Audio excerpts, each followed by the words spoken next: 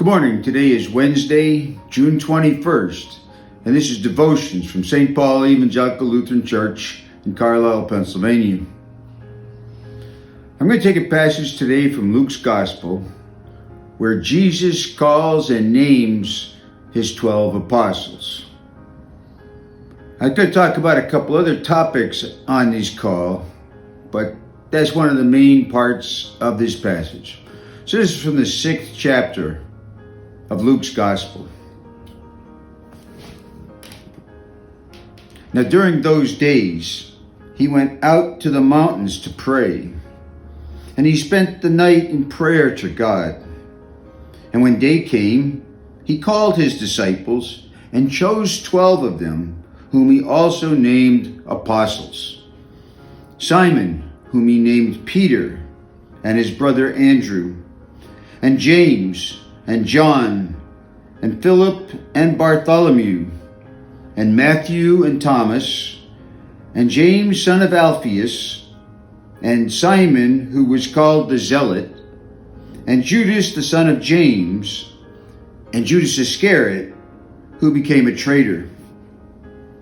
He came down with them and stood on a level place with a great crowd of his disciples and a great multitude of people from all Judea, Jerusalem, and the coast of Tyre and Sidon. They had come to hear him and to be healed of their diseases, and those who were troubled with unclean spirits were cured. And all in the crowd were trying to touch him, for power came out from him and healed all of them. Clearly, one of the main events in this passage is the calling of the apostles. But I want to start near the end of the passage where Jesus comes down from the mountain and after he's called the apostles, because when Jesus addressed the people, there were then three groups. One was the apostles, there were 12. One was disciples, and it was a great multitude.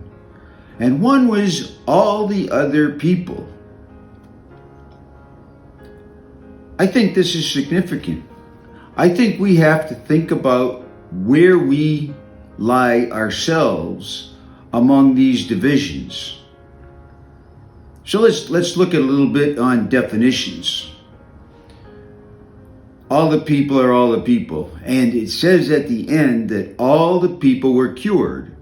So it seems to me all of those people were within the bounds of Jesus' love and devotion. And he was concerned about them and took care of them. But the next group are disciples. So what is it different between, say, a regular person and a disciple? Well, according to the Lutheran Study Bible, a disciple is one who follows a teacher. So the disciples followed Jesus. And this passage says that there were many disciples, many more than just the 12 that were named as apostles. It's kind of encouraging to think that Jesus had lots of disciples. People who were following him, that were going from place to place with him, that were learning from him. It seems that in other places in the Bible, many of these people were also women. So that it wasn't just men, it wasn't just a small group, but many disciples who were following Jesus, staying with him, living with him, if you will, and learning from him as disciples. But in this passage, Jesus called 12 to be apostles. And we know the 12. But what's an apostle? If a disciple is one who follows a teacher, then an apostle is one who goes out from a teacher to spread his message. And it's important, I think, that Jesus called the apostles from among the disciples. So they are people, men in this case, whom he has taught, whom he has given the insights that he wants them to share, and he's sending them out to have other people become disciples. He's also giving them power to cure, and he's also giving them power to preach, and he's also giving them power to do all the kinds of things that he does. And he's also putting him in the same danger that he is in with the authorities of that time.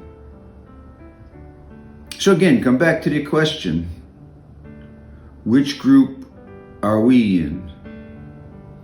I think there are many, many, many that are in the group of disciples who devotedly study God's word and listen to the pastor preach and understand or try to understand what there is to know about Jesus and his teachings.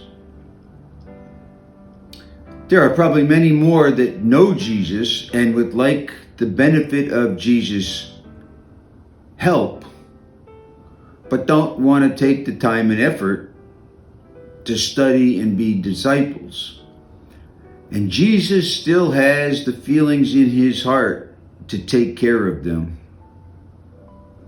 But just like in Jesus' day, I suspect that there are not as many who feel the call to be apostles. Now, the first 12 apostles had been disciples, and Jesus spoke their names and called them by name to be apostles. And I think even today he still calls people to go out and do his work and share his message, and to do it in a public manner. And I thank God for the people that are like that. We have been blessed at St. Paul with many fine preachers who share the word with us, and that's important.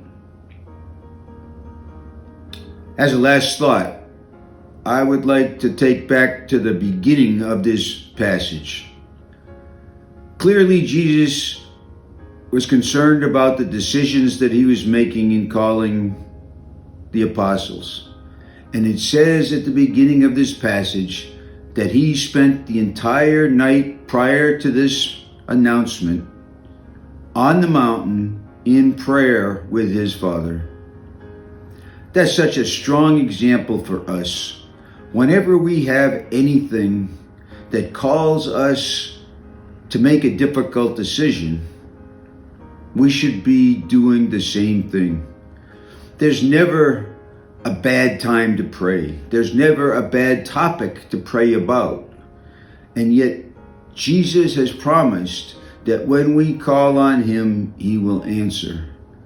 Just like he knew for sure that when he called on his Father would answer him. So we have a lot of things to think about in this passage. But I think for us, the one thing that is completely within our control is this idea of prayer. And it's the one thing that's going to let us know in the most certain terms what our status is with Jesus. Now, we can be absolutely sure that he loves us and he's going to take care of us. We can be sure that he is going to teach us and he's going to guide us. And I am confident that if we think about it and pay attention to it, we will see where he's going to lead us and what he is going to call us to do. But I would submit to you, prayer is the power that is going to separate those thoughts for us. God will answer the prayer. God will tell us what he wants, and it'll come with our communications with him through prayer. I commend this to your thought. Thank you.